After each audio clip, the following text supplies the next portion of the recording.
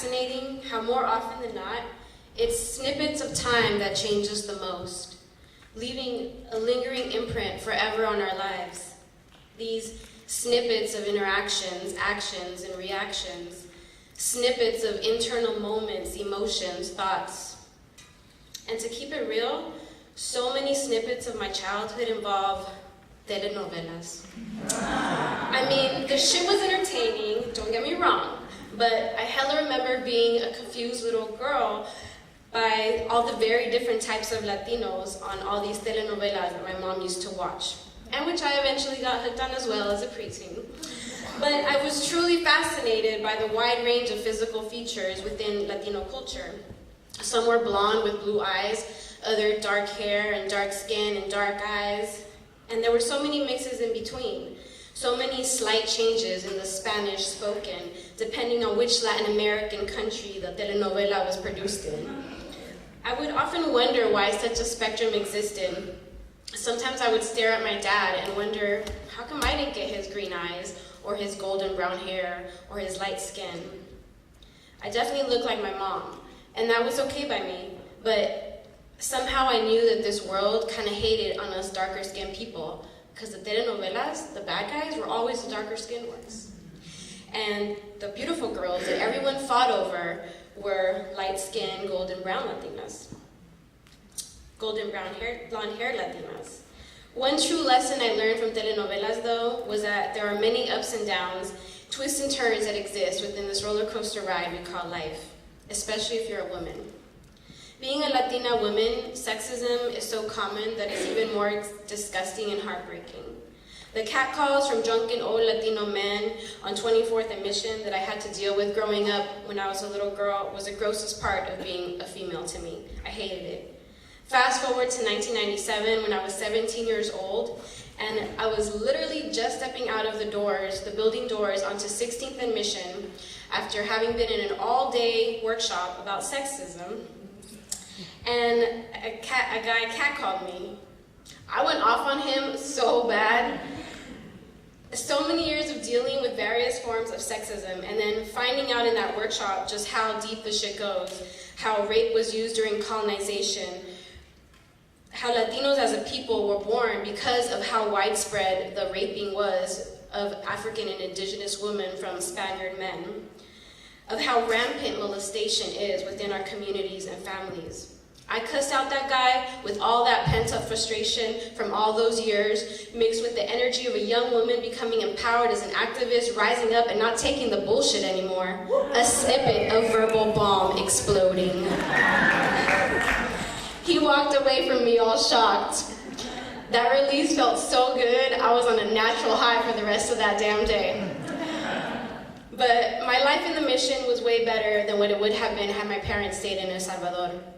Due to the horrible civil war there, a war that would turn out to last 12 long forsaken years, my parents immigrated to the US, and I was born at St. Luke's Hospital in the Mission District on February 27, 1980. It would be years later that I would learn of how my dad refused to go to the hospital to see my mom when he found out that a girl was born. He was so disappointed because he had been so sure that my mom was going to give birth to a boy. Snippets of stereotypes continuously invaded my life. I was 7 or 8 years old. Mom and I were walking out of a grocery store, and I'm guessing we weren't in the Mission District anymore because I was becoming very observant of how much more white people I was seeing. And this white old man was walking towards us, and he looked kind of lost, and he was going to stop my mom to ask a question, but then he stopped and he was like, mumbled to himself, oh, she doesn't even speak English. I was so mad and shocked, and my immediate reaction was to yell at him, so I turned back at him like, yes, we do speak English. And my mom pulled my arm, telling me to stop yelling, but I could see that that man heard me speak English. That was the first time I experienced stereotypes, and the first time I felt that fierce, resilient spirit inside of me. Snippets of stereotypes continuously invaded my life. Fast forward to the early 2000s for a snippet when I was a student at San Francisco State University, and I got a reminder that racism was very much still here. Look at the way you drive, are you fucking Mexican? That's what this white guy said to me after he cut me off and we ended up next to each other at the red light, and he could see I was mad and was rolling down my window. That's what he said to me. I was in shock for a second, but then I replied, "Excuse me? You cut me off, you racist bitch." And I'm assuming he was caught off guard that I spoke English with no accent. So then he says, "Oh, white trash." And this happened on the street right in front of San Francisco State. As the light turned green, I just said, "Man, karma's gonna come back to you like a bitch," and rolled up my window, shaking my head in disbelief. Snippets of stereotypes continuously invaded my life. Let's snip it back to 1989. I couldn't understand it completely at the time, being only 9 years old, but it really did hurt me how they laughed at them. I knew they were making fun of them. That moment was when I began feeling like something was wrong with me, because I admired that beautiful lesbian couple that lived in the studio downstairs from us. They were nice people, and I liked catching glimpses of them being affectionate with one another. But on that warm, sunny afternoon, when I overheard my parents making fun of them, it was like a depressing rain cloud suddenly appeared out of nowhere. This snippet of an experience could only have been like 2 minutes of my life, of my 9-year-old life, but the extreme contrast of emotions and thoughts triggered within me in a split second were so extreme that that memory will forever remain tattooed in my mind's eye. I was skipping up the stairs after hanging out with the lesbian couple, and I had a huge smile on my face. I don't know how else to describe it other than it felt like their genuine happiness was contagious. But my joy was interrupted when, as I reached the middle of the stairway, I heard my mom laughing, saying, "Sí, son marimachas, ha ha ha ha." And then my dad and my mom started laughing.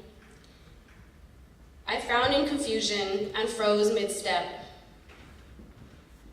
I knew they were different, but when I heard that Spanish word, marimacha, used in that way, I knew that the world, not just the white world, but my Latino world, also hated on this type of love. Then and now, these issues are still here. But even though these issues are painful and heartbreaking to deal with at times, I also fight to not stereotype all men as sexist or all white people as racist. I fight to not stereotype all straight people as homophobic, biphobic, or transphobic. This is how true solidarity begins. I am a Salvadoreña who is proud of my African and indigenous bloodlines. I love being multicultural. I am grateful to be bilingual. I am no longer ashamed to say I am bisexual. I am learning how to love all of me. The rebellious golden era spirit of the Bay Area will remain a permanent ghost, haunting those that destroy with such disregard. But these are just snippets of the thoughts swimming in my mind, snippets of then and now. Thank you.